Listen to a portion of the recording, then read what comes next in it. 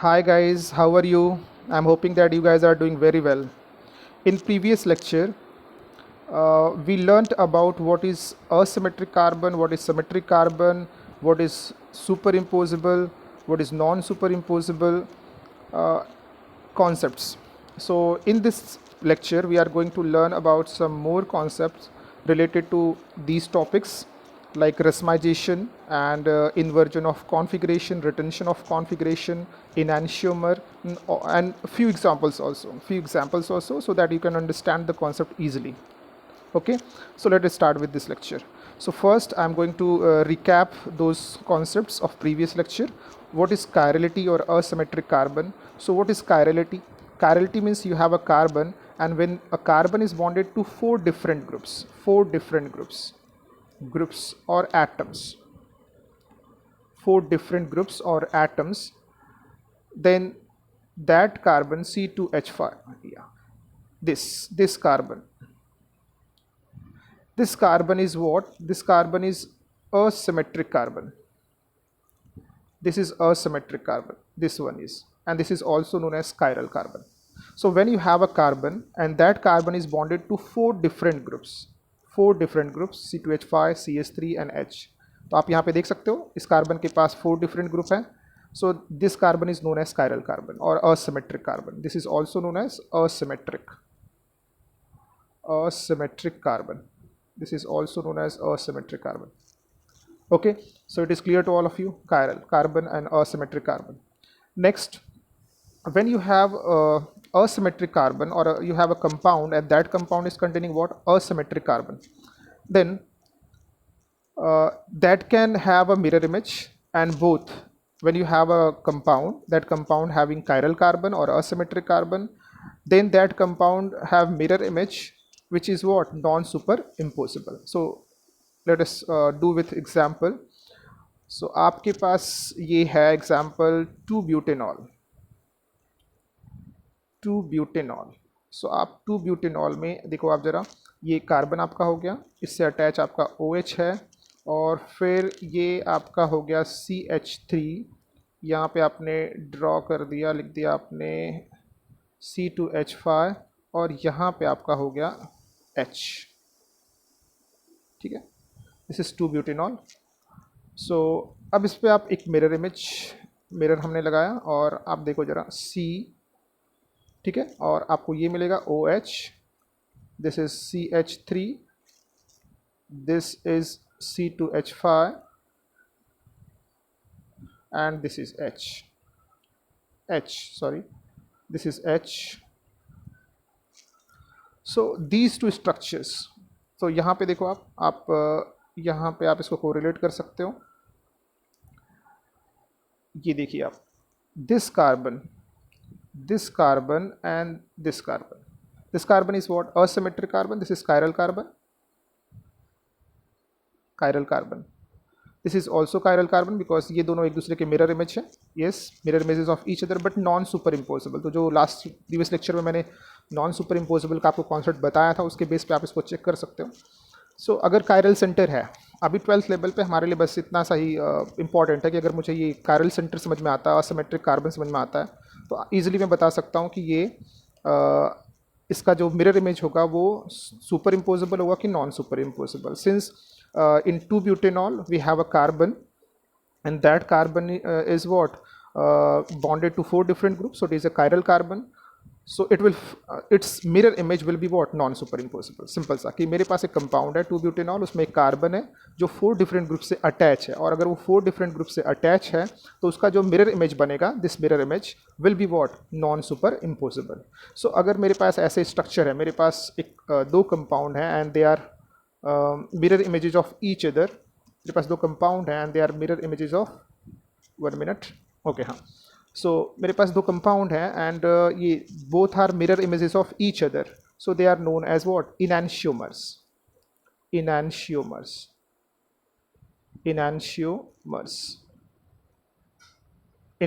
तो आपके पास एक न्यू कॉन्सेप्ट आ गया. What is इनैंशियोमर? इनैंशियोमर का मतलब क्या हुआ बेटा? इनैंशियोमर का मतलब हुआ कि आपके पास एक कंपाउंड है, ठीक है, और उसमें कायरल सेंटर है. फिर आपके पास एक दूसरा कंपाउंड है, उसमें कायरल सेंटर है. Both are mirror images of each other. Both are mirror images of each other. And they are non-superimposable, so they are known as what? Enantiomers. So enantiomers are what? Enantiomers are mirror images of each other. Two compounds which are mirror images of each other and non-superimposable on their mirror images are known as what? Enantiomers. Simple. Getting the points? Okay. So stereoisomers related to each other as non-superimposable mirror images are called what? Enantiomers. आपके पास दो stereo isomers हैं और वो एक दूसरे के mirror image हैं, mirror image हैं और नॉन सुपर इम्पोजिबल है, तो उन्हें आप क्या बोलोगे? इनैंशियोमर. ओके, क्लियर हो गया? Okay, good. So next concept enantiomer clear है तो बहुत अच्छी बात है. नेक्स्ट कॉन्सेप्ट आपके पास है बेटा कि रिस्माइजेशन and racemic mixture. Racemization.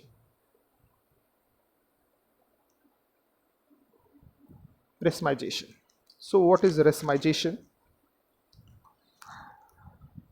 Racemization का मतलब हुआ कि आपके पास एक सॉल्यूशन है, सिंपल सा कॉन्सेप्ट है, बहुत ही सिंपल है. आप एक बार बस डेफिनेशन थोड़ा सा आपको आइडिया हो गया तो आप आराम से बता सकते हो. आपके पास एक सॉल्यूशन है और इस सॉल्यूशन में आपके पास डेक्स्ट्रो रोटेटरी, याद आया? डेक्स्ट्रो रोटेटरी मॉलिक्यूल भी है और लेवो रोटेटरी मॉलिक्यूल भी है. डेक्स्ट्रो एंड लियो मतलब डी फॉर्म वाला कंपाउंड भी है और एल फॉर्म वाला कंपाउंड भी है. And in equal proportion, both are present in equal proportion. Equal proportion का मतलब है कि दोनों का कॉन्सेंट्रेशन, मतलब अगर मेरे पास 1 लीटर है सॉल्यूशन, 1 लीटर है, तो उसमें से 500 ml किसका होगा? डेक्स्ट्रो का, और 500 ml किसका होगा? लेवो का. So when you have a solution and that solution is containing equal proportion of dextrorotatory molecule as well as levorotatory molecule, then that solution is known as what? Racemic mixture. That solution is known as racemic mixture. This is known as racemic mixture. Racemic mixture. Okay? Getting the point? So this is known as racemic mixture, and the process is known as this is known as what? Racemic mixture. Racemic mixture. And the process is known as what? Racemization. Racemization. Getting the point? So when you have a compound, when we have a solution and that solution is containing 50% of D form and 50% of L form, or you can say that containing equal proportion of D form and L form, then that solution is known as what? Racemic mixture, and the process and the property is known as racemization. Simple है, समझ में आया? Okay, good. सो ये concept आपका हो गया, racemisation and racemic mixture. मुझे I am hoping that you guys are clear with these two concept. बहुत ही सिंपल है. पहले आपने क्या सीखा? What is enantiomers? What is enantiomer? Enantiomer क्या बेटा कि आपके पास, तो ये आपका जो दोनों कॉन्सेप्ट है रेसमाइजेशन एंड एनैंशियोमर आपको क्लियर हो गया होगा. सो एनैंशियोमर क्या है बेटा? एनैंशियोमर का मतलब हुआ कि आपके पास एक मॉलिक्यूल है, ठीक है, आपके पास दूसरा मॉलिक्यूल है, आपके पास 2 मॉलिक्यूल हो गए, और both molecules are mirror images of each other and non superimposable on their mirror images are known as enantiomers. You can see here. So 2 molecules or 2 stereo centers, 2 stereoisomers. These are 2 stereoisomers. Both are mirror images of each other, known as what? Enantiomers. Next, you have a solution. Let me explain once more. That is, you have a solution. That solution is containing 50% D form as well as 50% L form. So this solution is known as what? racemic mixture. This is known as racemic mixture, and the process or phenomenon is known as racemization. Okay. सो जो racemic mixture होता है बेटा, उसमें D form भी present और L form present है। तो जो डी फॉर्म है, डी फॉर्म का मतलब किधर हुआ, क्या हुआ, डी फॉर्म का मतलब हुआ कि जो आपका मॉलिक्यूल है वो क्लॉकवाइज मूव कर रहा है, और एल फॉर्म का मतलब हुआ वो एंटी क्लॉकवाइज मूव कर रहा है। तो ये क्लॉकवाइज मूव कर रहा है और ये एंटी क्लॉकवाइज। तो अगर क्लॉकवाइज और एंटी क्लॉकवाइज मूव कर रहा है, सो क्या होने वाला है, they are going to cancel each other. मतलब ये जो डी फॉर्म है और एल फॉर्म है, ये एक दूसरे को कैंसिल करने वाले हैं। सो ये जो सॉल्यूशन होगा, जो रेसिमिक मिक्सचर आपका होगा, वो क्या होगा, ऑप्टिकली इनएक्टिव। इंपॉर्टेंट, ये आपको इंपॉर्टेंट याद रखना है कि racemic mixtures are what, optically inactive. Racemic mixtures that is equal to optically inactive. Optically inactive, इसका मतलब क्या हुआ, ऑप्टिकली इनएक्टिव का मतलब क्या हुआ, आपको ऑलरेडी बताया। ऑप्टिकली इनएक्टिव का मतलब this solution can not rotate the plane polarise light either clockwise और anti clockwise. That is optically active ना, कि कोई भी आपके पास सॉल्यूशन है और उसमें से जब मैं PPL पास करता हूं, तो अगर वो लेफ्ट क्लॉकवाइज और एंटी क्लॉकवाइज मूव करा दे, तो उसे हम बोलते हैं ऑप्टिकली एक्टिव सॉल्यूशन और कंपाउंड। बट जो आपका रेसिमिक मिक्सचर है, जिसमें 50% डी फॉर्म प्रेजेंट है, 50% एल फॉर्म प्रेजेंट है, so that becomes what, optically inactive. Why racemic mixtures are optically inactive, ये क्वेश्चन हो सकता है। तो आप क्या बोलोगे कि सर रेसिमिक मिक्सचर में डी फॉर्म भी प्रेजेंट है और L form, but equal proportion में, मतलब 50-50% है। So they are going to cancel each other, and due to this racemic mixtures are optically inactive. Means sir, it cannot rotate the plane polarized light either clockwise or anti-clockwise. एकदम clear हो गया, एकदम simple सा है concept है, आपको एकदम clear हो जाना चाहिए। क्लियर हो गया, ओके। सो एक मुझे इंपॉर्टेंट पॉइंट याद रखना है कि racemic mixtures are optically inactive. ये जो मैंने आपके लिए ये लिखा है, ये आपको आना चाहिए, ठीक है, क्लियर हो गया। हाँ, नेक्स्ट इनैंशियोमर में अगर मेरे पास इनैंशियोमर्स हैं, इनैंशियोमर का मतलब आपके पास दो मॉलिक्यूल हैं, both are mirror images of each other and non superimposable, ठीक है। तो उनकी कौन कौन सी प्रॉपर्टी सेम होती है, कौन सी डिफरेंट होती है, तो मैं आपको एक बार बोल दूँ, ठीक है। सो कौन कौन सी प्रॉपर्टी सेम और डिफरेंट होती है, जो इनैंशियोमर्स होते हैं उनकी जो physical property, identical physical property, enantiomers they possess identical physical properties. Physical property का मतलब जैसे melting point, boiling point, solubility, refractive index, they only differ in the rotation of plane polarised light. बात clear हो गई आपको। इनैंशियोमर्स जो होते हैं उनका जो फिजिकल प्रॉपर्टी होता है वो सेम होता है। फिजिकल प्रॉपर्टी क्या होता है, सेम होता है। फिर से बोलना, क्या होता है, सेम होता है। फिजिकल प्रॉपर्टी वो सेम होती है। कौन कौन सी फिजिकल प्रॉपर्टी, वो भी तो आपको आनी चाहिए। फिजिकल प्रॉपर्टी है क्या, melting point, boiling point, solubility, ठीक है, रिफ्रैक्टिव इंडेक्स, अभी नहीं पता होगा तो फिजिक्स में पढ़ लोगे, रिफ्रैक्टिव इंडेक्स। तो ये सब सेम होता है, और उनमें डिफरेंस कहाँ पे होता है, फिर वो डिफर क्यों है, जब फिजिकल प्रॉपर्टी सेम है तो वो डिफर है केवल रोटेशन में। मतलब जो आपका डेक्स्ट्रो रोटेटरी है वो क्लॉकवाइज मूव करेगा, तो जो लेवो होगा वो किधर होगा, किधर मूव करेगा, एंटी क्लॉकवाइज। तो उनका जो रोटेशन होगा, रोटेशन वो अलग होगा, वो प्लेन पोलराइज। अगर डेक्स्ट्रो रोटेटरी मॉलिक्यूल क्या करेगा, प्लेन पोलराइज लाइट को क्लॉकवाइज मूव कराएगा, और लेवो रोटेटरी किधर मूव कराएगा, एंटी क्लॉकवाइज। ये थोड़ा सा ये डिफरेंस है किसमें, आपके इनैंशियोमर में। क्लियर हो गया।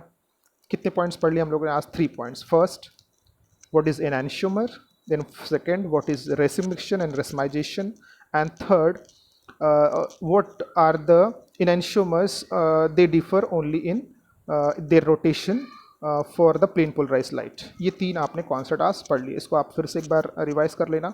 और मोस्ट इंपॉर्टेंट बात आपने आज क्या सीखी है कि जो रेसिमिक मिक्सचर होता है वो ऑप्टिकली क्या होता है, इनएक्टिव होता है। ओके, सो हम एक क्वेश्चन, 2-3 क्वेश्चन सॉल्व करते हैं इस कॉन्सेप्ट से रिलेटेड। आप देखो जरा, तो आप एक एग्जाम्पल है आपकी बुक में, एग्जाम्पल आप टेक्स्ट बुक अपना जो NCERT की टेक्स्ट बुक है उसको ओपन करो, और example number 10 point, example that is 10.8 in 10.8 first example है, you have this structure H and then you have OH, and then you have this Br, and then you have this CH3, ठीक है। और फिर उन्होंने बेटा ये दूसरा लिया है, फर्स्ट में दो कंपाउंड है और आपको बता देता हूँ मुझे इसमें करना क्या आपको। फिर ये दूसरा आपके पास है H, और फिर यहाँ पे है बेटा Br, एंड देन गाइस यहाँ पे है आपके पास Br, और देन यहाँ पे आपके पास है CH3। तो ये आपके पास दो हैं। उन्होंने क्वेश्चन पूछा है कि identify chiral and achiral molecule in each of the following pair of compounds. Means you have pair of compounds, जैसे एग्जांपल 1 में आपके पास दो कंपाउंड है, ये और इसमें आपको बताना कौन सा कायरल और कौन सा अकायरल है। तो सिंपल सा मैंने बोला है, आप 12th लेवल पे ज़्यादा स्टीरियो केमिस्ट्री के बारे में परेशान मत हो, ठीक है। स्टीरियो केमिस्ट्री एक इम्पॉर्टेंट टॉपिक है, बट हायर स्टडीज़ में है स्टीरियो, यहाँ पे बस आपको जो बेसिक जितना एनसीईआरटी में दिया हुआ है उसी के अकॉर्डिंग पढ़ना है, ठीक है। अब ज़्यादा उसमें स्टीरियो केमिस्ट्री में मत घुसना, नहीं तो फिर प्रॉब्लम होगी आपको। अब मैं एक इस क्वेश्चन को सॉल्व करने से पहले मैं आपको दो तीन चीज़ें बताना चाहता हूँ कि at each level there is a syllabus. 12th level पे बोर्ड के लिए सिलेबस है, IIT JEE और नीट के लिए सिलेबस है। फिर आप जब ग्रेजुएशन में जाओगे तो फिर वहाँ पे बहुत सारे एग्ज़ाम्स होते हैं, अलग अलग एग्ज़ाम्स होते हैं। आप किसी भी फील्ड में जाओगे तो हर जगह एक एग्ज़ाम होता है, एंट्रेंस एग्ज़ाम्स होते हैं, और उन सभी के सिलेबस क्या है, डिसाइड है। अब 12वीं के बाद BHU का एंट्रेंस एग्ज़ाम दोगे तो वहाँ पे भी एक सिलेबस डिसाइड है, ठीक है। तो जब 12th के बाद एक सिलेबस, 12th के लिए एक सिलेबस है, ग्रेजुएशन में अगर IIT JAM दोगे आप तो उसके लिए भी एक सिलेबस है, फिर MSc के बाद अगर आप CSR नेट किसी भी सब्जेक्ट के लिए दोगे तो उसके लिए भी एक सिलेबस है। तो ये अगर केमिस्ट्री ही पढ़ना है तो अलग अलग लेवल पे सिलेबस क्यों बनाया उन्होंने? सिलेबस इसलिए बनाया है कि जैसे 12वीं पे आपका एक अंडरस्टैंडिंग करने का एक लेवल है, आप समझ सकते हो कुछ चीज़ों को, फिर ग्रेजुएशन में आपका लेवल थोड़ा सा और अलग हो जाएगा, पोस्ट ग्रेजुएशन में और अलग होगा। तो अलग अलग लेवल पे अलग अलग सिलेबस डिसाइड है, और you have to stick with the syllabus. Even जब UPSC एंड PCS की तैयारी भी करते हैं लोग, तो बार बार आप देखोगे तो उनका एक ही रहता है भाई कि आपके पास आपके टेबल पे आपका सिलेबस होना चाहिए, क्या सिलेबस है उसी के अकॉर्डिंग पढ़ना है। ये नहीं कि हम 12वीं में हैं और किसी ने स्टीरियो केमिस्ट्री स्टार्ट किया तो पूरा वो लेके चला गया उसको डीप में, और हमारा उससे कुछ लेना देना है नहीं। फिर हम ग्रेजुएशन में उसको फिर 3 साल हमें पढ़ना है, उसके लिए फिर 3 साल केमिस्ट्री पढ़नी है, सेम चीज़ें पढ़नी है और डिटेल में पढ़नी है, तो और स्टीरियो केमिस्ट्री पढ़ोगे। तो आप जितना 12th लेवल का उतने पे ही फोकस करो। एक दो क्वेश्चन किसी ने अपनी टेक्स्ट बुक में कहीं से नोट्स में अपने को बताने के लिए आपको डाल दिया, आप उसी एक क्वेश्चन के लिए परेशान हो, ठीक है।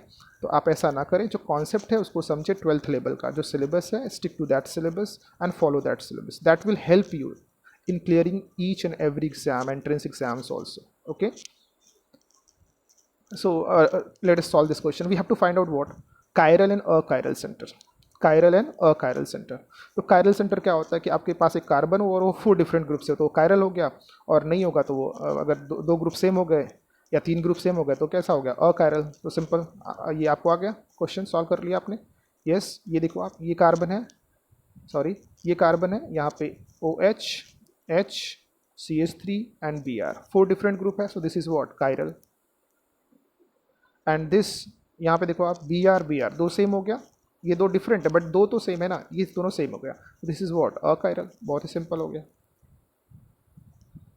क्लियर। नेक्स्ट, अब आप इसका सेकेंड एग्जाम्पल भी देख लो। सेकेंड एग्जाम्पल इसमें आप देखो जरा, you have this CH3, then OH, then you have this H and this compound CH3।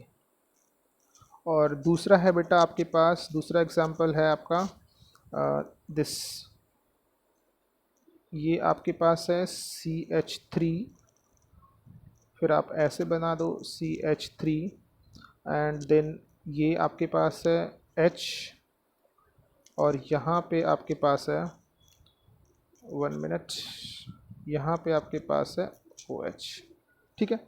तो आपके पास ये, मतलब इसमें सेकंड एग्जांपल में 2 कंपाउंड है, तो आप सॉल्व करते हैं इसको हम लोग। तो यहाँ पे ये कार्बन दिख रहा है आपको, यस, H अलग, CH3 एंड यहाँ पे OH दिख रहा है, बट ये CH3 नहीं, ये कार्बन है ना, तो ये पूरा आपको देखना है। यहाँ पे क्या है CH2, यहाँ पे क्या है CH2, मतलब ये पूरा देखना आपको। ऐसा नहीं कि CH3 यहाँ पे दिखा तो इसको काउंट कर लिया। इस कार्बन के रिस्पेक्ट में देखना, इस कार्बन के रिस्पेक्ट में, ये कार्बन के रिस्पेक्ट में। तो यहाँ पे एक CH3 से डायरेक्टली अटैच है, फिर ये बड़ा सा ग्रुप है, CH3 नहीं है, ये केवल कंफ्यूज करने के लिए आपको। अगर आपको यहाँ पे कंफ्यूज है, यहाँ पे CH3, यहाँ पे CH3 नहीं, इसके रिस्पेक्ट में देखो, ये CH2 फिर CH3 है, तो मतलब ये पूरा ग्रुप है। तो ये अलग है, यस, ये अलग है, ये H अलग है, वो OH। तो this is what, chiral, this is chiral carbon या कायरल मॉलिक्यूल। और यहाँ पे देखो आप, यहाँ पे क्या है बेटा CH2, और यहाँ पे भी क्या है CH2। सो ये CH2 CH3 CH2 CH3 same group हो गया।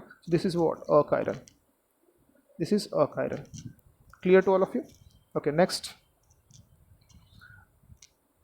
we are going to solve, beta this question, third question. And in this question you can see you have CH3, you have CHBr and then CH2। देखो उन्होंने ऐसा condense करके लिखा CH2 and CH3, ठीक है। ये Br भी मैं थोड़ा सा अच्छे से लिख देता हूँ, Br। नेक्स्ट आपके पास क्या है CH3, then CH2 CH2 CH2 and Br। तो बहुत ही ईजिली आप इसको आइडेंटिफाई कर सकते हो। Now you have clear with the concept, just look at this carbon, और you if you want you can expand this condense formula, expand कर दो बेटा। अब H के फॉर्म में एक्सपांड मत करो, X के फॉर्म में आप इसको एक्सपांड मत करो, बस ऐसे ही CH3 CH, ऐसे Br, और फिर CH2, और इसके बाद यहाँ पे आपने लिख दिया CH3। तो आप ये कार्बन के पास तो 3 हाइड्रोजन सोचना ही नहीं, यहाँ पे 2 और 3 है, तो यहाँ पे देखो आप, यहाँ पे। सो ये जो कार्बन जिस पे मैंने मार्क किया है, आप देख सकते हो यहाँ पे एक H है और एक Br है, 2 और डिफरेंट हो गए, फिर यहाँ पे CH3 तीसरा डिफरेंट हो गया, और ये C2H5 ये भी डिफरेंट हो गया। तो ये जो कार्बन ये कैसा कार्बन हो गया बेटा, chiral carbon, chiral carbon and chiral molecule. So ये क्या ऑप्टिकली एक्टिव होगा? हाँ, जितने भी कायरल मॉलिक्यूल होंगे आपके लेवल पे, 12th लेवल पे, वो सभी क्या होंगे, अगर आपके पास एक कंपाउंड है उसमें कायरल कार्बन है तो वो ऑप्टिकली एक्टिव होगा। बट यहाँ पे देखो आप जरा, ये मैं इसको भी एक्सपांड कर देता हूँ, CH3 CH2 CH2 and CH2Br। तो ये कार्बन से आप देखो जरा, इसमें बस दिख के आपको 2 हाइड्रोजन है यार, सेम एक ही कार्बन पे 2 हाइड्रोजन हो गया, सेम ग्रुप हो गया, तो ये कैसा होगा, अकायरल। ओके, सो ये इस लेक्चर के लिए, अभी इस लेक्चर के लिए बस इतना ही हमें पढ़ना है। हमने कितने कॉन्सेप्ट सीखे, what is stereo centres, what is chiral, फिर से रिपीट किया मैंने, व्हाट इज कायरल, अकायरल, फिर हमने 3 क्वेश्चन भी इस पर सॉल्व कर लिए। Then what is racemisation, racemic mixture, why they are optically inactive, what is enantiomer and what property of enantiomers are same and why they are different, enantiomers on which ground they are different. Okay, I hope आपने इसको enjoy किया होगा, और आप ऐसे ही watch करते रहें videos मेरे, देखते रहें, और फिर उस पर कमेंट अपने देते रहें। और हाँ, सिलेबस से स्टिक करें, आप परेशान मत हो। अगर आपको कुछ एक्स्ट्रा मिल रहा है, 1-2 क्वेश्चन अगर आपको नहीं आ रहे हैं, तो उसके लिए पूरे आप चैप्टर में परेशान मत होइए कि मुझे बेसिक्स को क्लियर करते रहिए, और फिर 1-2 क्वेश्चन मुझे भेजते रहिए, फिर उसको भी सॉल्व कर लेंगे, ठीक है। स्टीरियो केमिस्ट्री में जितना टेक्स्ट बुक में दिया उतना ही हम लोग पढ़ेंगे, एक्स्ट्रा अगर एग्जाम में किसी पूछा होगा तो उसको भी सॉल्व कर लेंगे with the help of tricks. Okay, thanks a lot for watching this video. तो आप अपने कमेंट्स के थ्रू और अपने फीडबैक के थ्रू मुझे बता सकते हो कि आपको ये कॉन्सेप्ट समझ में आया कि नहीं। Okay guys, thank you.